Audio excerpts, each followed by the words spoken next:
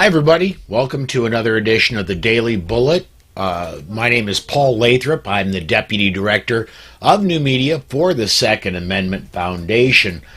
Normally, I have a co-host joining me to help me with these, and that was supposed to be the case today, but it didn't work out. I'm going to be soloing this today. And so please forgive me as I'm getting social media set up so that you can talk and get your comments in, and I can get them on the air and we can interact that way. That's really my favorite part of the show, is getting your opinions on here as well. I want to get for the news part of the show. Of course, when we had the show yesterday, Charlie Cook mentioned a news story, and that there was a shooting at a Texas school, that thankfully there were no fatalities, and the shooter was 18 years old. Well, not surprisingly, the shooting was, the echoes may have still been sounding, and there were people all over it on the other side. I want to bring this story up. This is from Bearing Arms. Cam Edwards wrote this one today. Put this one up here as soon as I find the right button. There we go. Teachers unions use Texas shooting to push for gun control. You know, it's not a huge shock that people on the other side don't even let the scene cool down, and they're already screaming for more gun control. That wouldn't have worked anyway, because let's face facts here.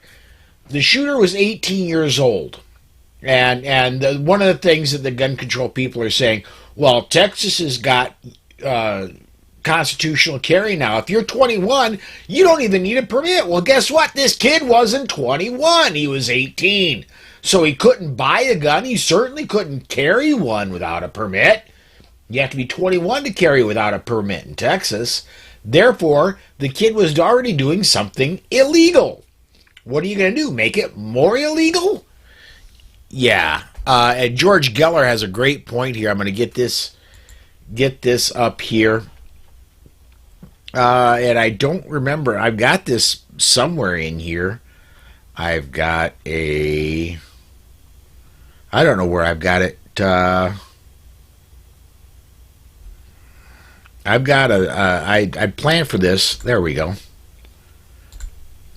Any excuse for gun control, don't you know? George says. And John, now this is what I hadn't found out. Thank you, John, for letting me know this. John says he's home right now on $75,000 bail. You know, I just have to wonder if maybe the Texas Teachers Union didn't pay that bail so they could get some more credibility to push gun control. That may not be fair, but that's my gut feeling, is that the very people that are pushing gun control are the people that would pay that kind of bail. Yeah, it's absolute insanity when it comes to those people. They're the same kind of people that are pushing bail reform in Minnesota up here, with the same where the George Floyd thing exploded all over the place and caused a lot of the problems last year. They're pushing bail reform so that there is no more cash bail. You're just, almost all crimes you're released on your own recognizance, period. And of course, you know, catch and release, that works so well at our southern border. I can tell my blood pressure is gonna get worked up today. It really is. Speaking of our southern border, John Scharf says AK-47 wielding cartel members seen at southern border. I don't doubt that there's going to be lots of pictures of that in the very near future. And George Geller says, I heard the shooter's family has some bucks. He was driving a late model car to school. Yeah, it's possible. It's absolutely possible. There are, you know, and just because you have money doesn't mean you know how or can raise children correctly. And that may not be fair. I know some people with dollars that have amazing families and really good kids, and there are some train wrecks out there. So I mean, you never know. So that's kind of what's going on there. One other story, and I don't have it up. I can't put it on screen, but Washington Post reported today, and I posted it on my personal Facebook page. And I think the comment I put up is things we already know for 500, Alex, and that is that guns are used far more for self-defense than they are for crimes. It was actually a fairly long and well-balanced report on the Washington Post saying that, yeah, there are guns used in crime, but they are used a lot more in self-defense. And if you go to my personal Facebook page, if you're personally friends with me on Facebook, you can see that story. Let me put this up here. Teacher Calvin Pettit, who was shot because he tried to break up the fight, remained in the hospital with a bullet in his shoulder that narrowly missed his aorta. Yeah, that's luck there. That aorta in the left shoulder, that's a yeah. I mean, you might as well hit the heart right there. I'm not a doctor. I do not play one on TV, but you don't want to mess with that ascending aorta right there. So, and I got to warn you right off the bat, it's going to be a little bit of a shorter show. Maybe A, because there's not a lot of Second Amendment news. B, because I have nobody to bounce conversation off of. So it's going to be you and me. So unless we get a lot of conversation, a lot of comments, I don't have a lot that I can work with, and I don't want to just sit and stare at a camera for 23 more minutes. But I will try to get as many comments in, and we can talk between you and I as much as we can. And if it slows down, I'll just go ahead and end the show. But to go back to the fallacy of the teachers union argument, and going back to constitutional carry, maybe what we need to do, teachers in Texas, I believe, at least up here, if you're going to be a teacher, you have to know CPR. You have to occasionally get retrained in CPR and first aid. I don't think it's beyond the realm of possibility that we should make teachers get defensive training. If it's not with a firearm, that's fine. Make them go through defensive training. Make them go through the Alice class that is offered a lot of places. But more than just lock the door and put your body between you and your students. There's a lot more that can be done than that. So and again, I'm not an expert. I'm a guy who had his brain scrambled by his stroke. This is just something I'm coming off the top of my head. But they make teachers go through training. They say, well, teachers aren't policemen. Only policemen should be using firearms. Well, teachers aren't doctors either. And as a former EMT, I can tell you this. They're training teachers CPR. I will tell you this, as a former EMT, if you improperly perform CPR, I will guarantee you, even properly performing CPR, you're going to crack and possibly break ribs. I've done it. You are going to cause damage improperly doing it, and even possibly properly doing CPR. You're going to do damage. It's better to do damage and keep them alive than not do damage and they die from a seized heart. I would say the same thing would go with tactical training. Make them go through tactical training. If they want to teach, fine. Teach them what to do when things go wrong. They have school resource officers in each of these schools, and we see, for example, the shooting in Florida, when the resource officer, we have him on video getting on his little cart and scooting his butt the other way, running away from the scheme.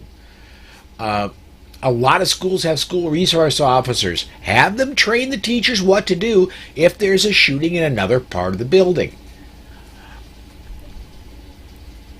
Let's see here. Robert, good seeing you, man. Robert says, greetings from High Memory Lines, the Democratic People's Republic of New Jersey. And Bill Prohl says, Missouri is at constitutional carry state. I still got my CCW. Practice, practice, practice. I'm right there with you, Bill. South Dakota is constitutional carry. Both Susan and I have our enhanced. And we still, I mean, the one thing about constitutional carry that a lot of people, trainers even, miss it when constitutional carry comes up state to state, and it was big in Texas. A lot of trainers were scared of it.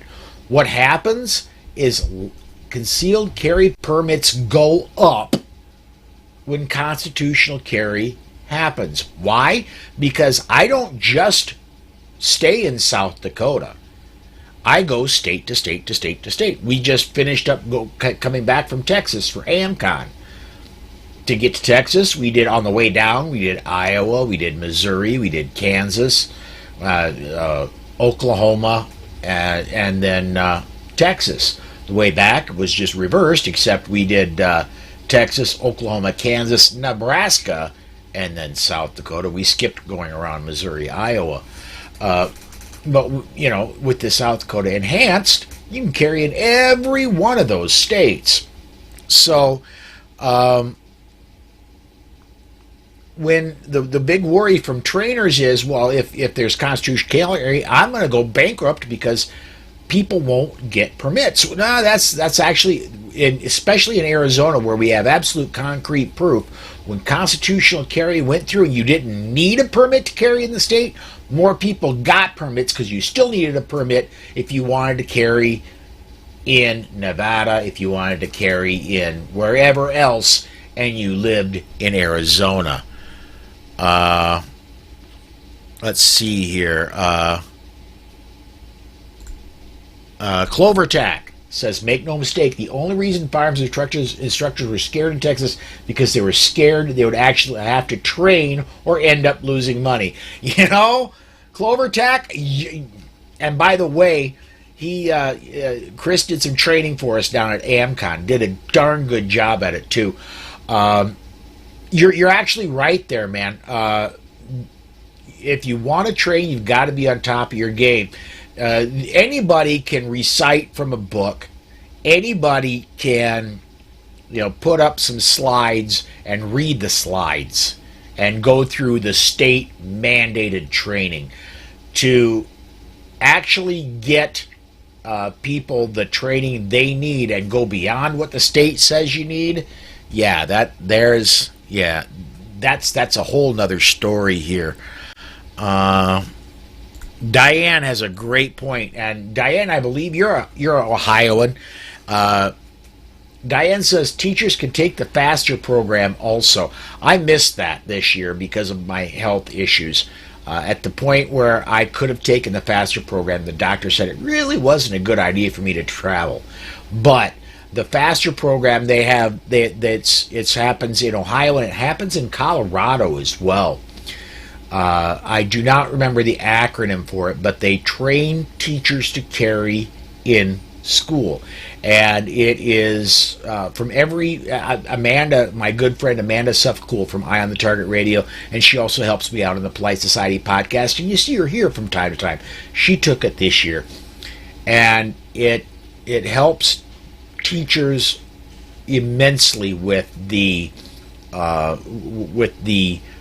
scenario building, and takes them from step one all the way through to you're now ready to carry in the school.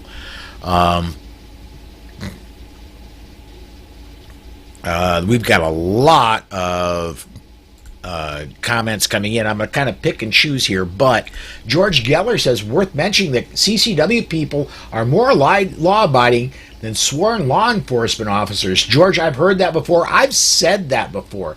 I wish I could remember where I found that research before. But I absolutely believe it. We are, statistically speaking, we are more law-abiding than any law enforcement, including FBI officers. And I wish I could remember where this has been years ago I found that research. I wish I could remember where I could find it, and I would bring it back up again. Let's see here. Warsaw Patriot, this could take us off in a whole other direction. There needs to be a law that protects you from traveling to state with any firearm with any mag limit. I agree with that. Totally and wholeheartedly. I think what's actually going to happen, Warsaw Patriot, is it's in just under a month. November 3rd, I believe, is when it's actually going to be argued in front of the Supreme Court. We talked a little bit about it yesterday. It's the New York State Rifle and Pistol Association case goes in front of the Supreme Court, and oral arguments happen November 3rd, and I did read about a month ago that even though they're meeting in person, the oral arguments are in person, now the oral arguments are still going to be broadcast. You're still going to be able to listen online to the oral arguments. So you'll be able to hear that. The decision on that case, we should expect in spring of next year. I'm thinking probably March or April of next year is when the New York State Rifle and Pistol Association case should be decided. I honestly believe that at that point, that's the first step to what you want, Warsaw Patriot. That takes every state and takes them from may issue to shall issue. That's New York, that's California, that's Hawaii, that's every state. And John, okay. Yeah, great one. John says, is there a site where you can get information on the FASTER program? I believe it's fastersaveslives.org. Let me do a fast Google search here.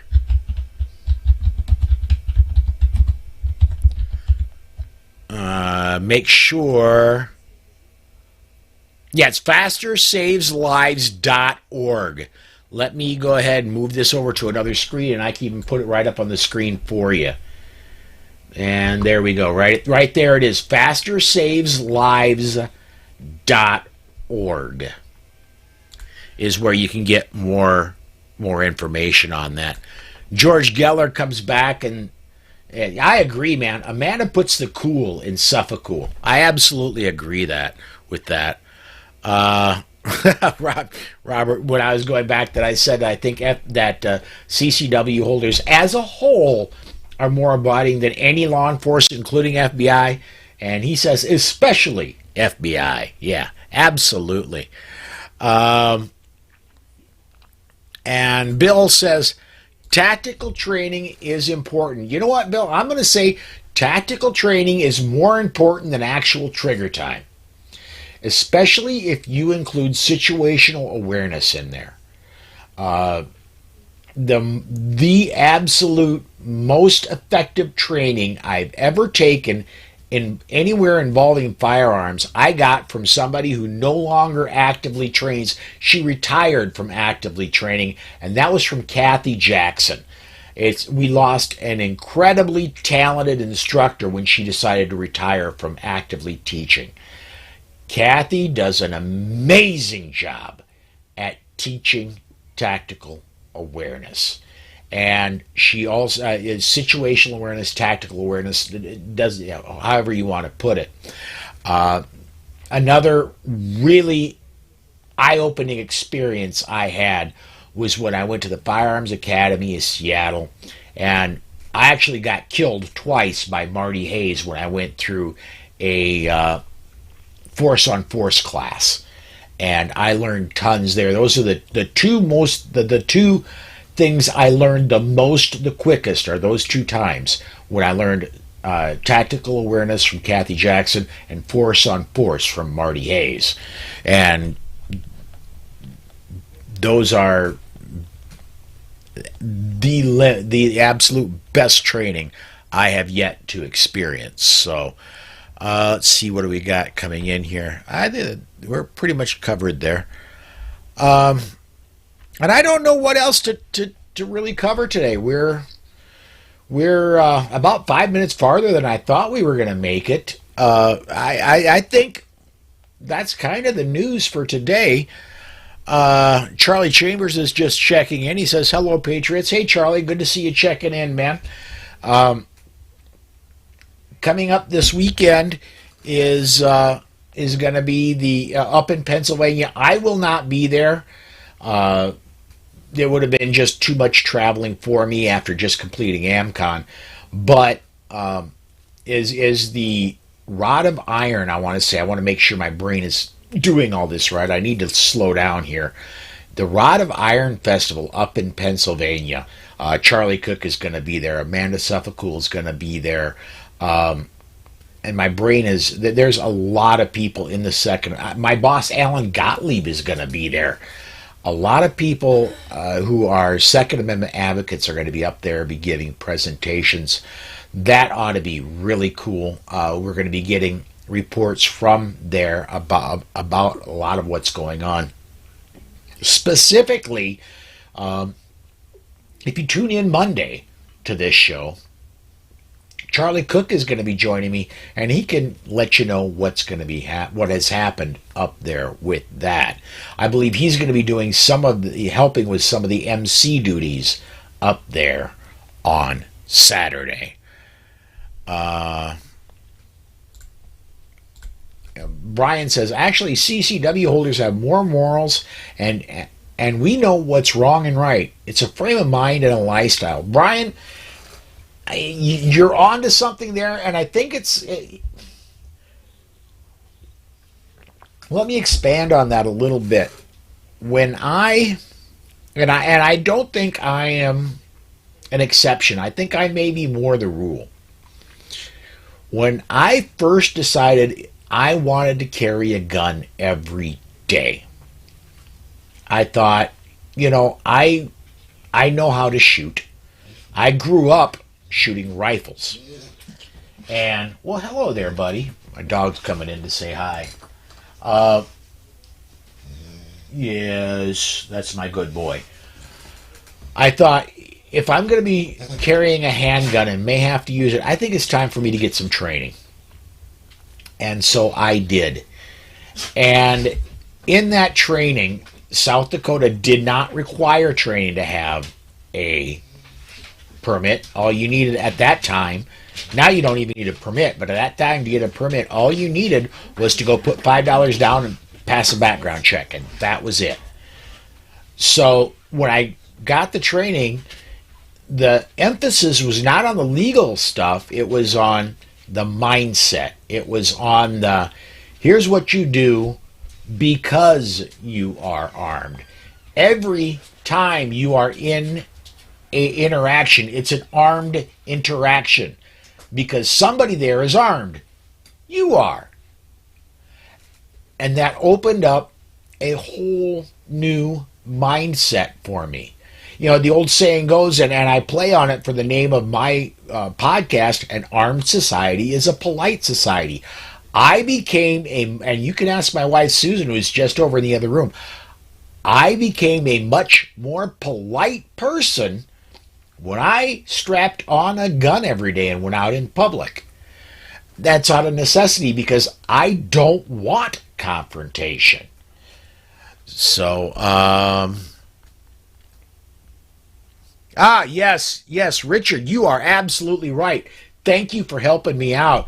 Richard Briscoe says, I think the source of the stats on license holders versus law enforcement is crimeresearch.org, John Lott. You are absolutely correct, Richard. I will, over this weekend, I will not get it done tonight, but over this weekend I'll do some research myself. I'll pour over there, see if I can find those exact stats and have them on Monday. John says, we do not have qualified immunity, so we have to be better than the police. Well, that's a great point there as well. We're going to be talking qualified immunity tomorrow a lot. When the last time that I had Mike Piwowarski on, we talked a little bit about qualified immunity, and I talked with, excuse me, I talked with Mike Uli about it offline. I said, this is kind of fascinating. I'd like to get a little deeper into it. He says, oh, I could get really deep into it if you want to go onto it next time I come on the show. I said, I would love to. Well, the next time after we had that conversation, he's going to be on the show is tomorrow. So we'll get into qualified immunity and what it is and why or why not a policeman may or may not be covered under qualified immunity. There may be a time a policeman may be on duty and may not be covered under qualified immunity. We'll get into that tomorrow. So now that I've burned up almost a show all by myself in monologue, talk about somebody that loves to listen to their own voice, huh? 26 minutes when I usually am letting the other person be the star and I'm just bouncing back and forth with them. And I've done 26 minutes all by myself. I haven't done that since a long time before my stroke. So I think we're just going to go ahead and we're going to set this one aside there. I want to thank you all for watching. You've made this one an easy one to do. I thought with 5 minutes to go, I thought this one was going to be a train wreck. I hadn't tried to do a solo show, long form, since before my stroke, and I was really concerned it was going to be really ugly. You made it easy. So this has been your show. You helped me. Thank you so much. I'm going to go ahead and set this one aside for now. Come join me 5 p.m. Central Time tomorrow when Alex Uli will be talking with us about qualified immunity. Thanks again, everybody.